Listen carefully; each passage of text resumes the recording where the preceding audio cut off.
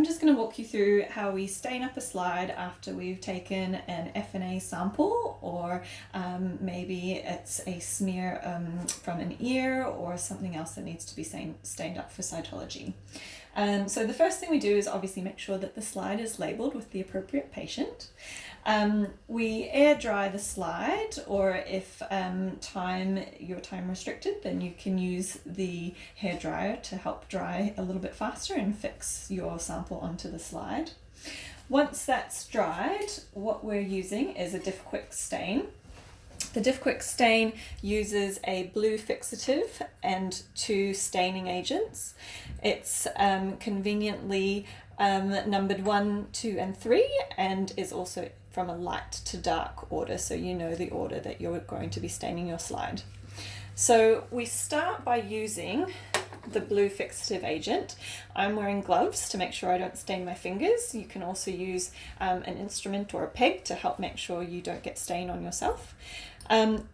Each stain, all we're doing is dipping slowly for about 15 or 20 seconds in each stain. So once we've done the fixative, we just tap it to remove a bit of the excess solution. And then on to number 1.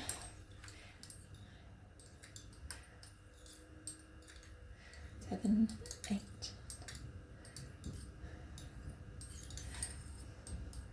And then on to the final stain.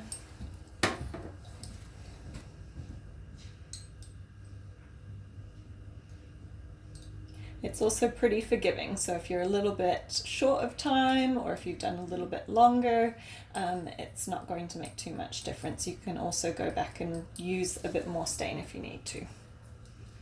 So once we've done the final stain, what I want to do is very gently rinse the back of the slide with gentle water.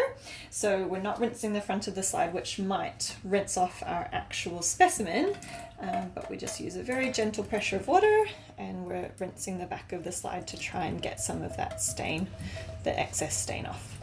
So that's all done. And the final step is to allow that to dry so that we can then look at it under the microscope. So what we're going to use is just a piece of tissue.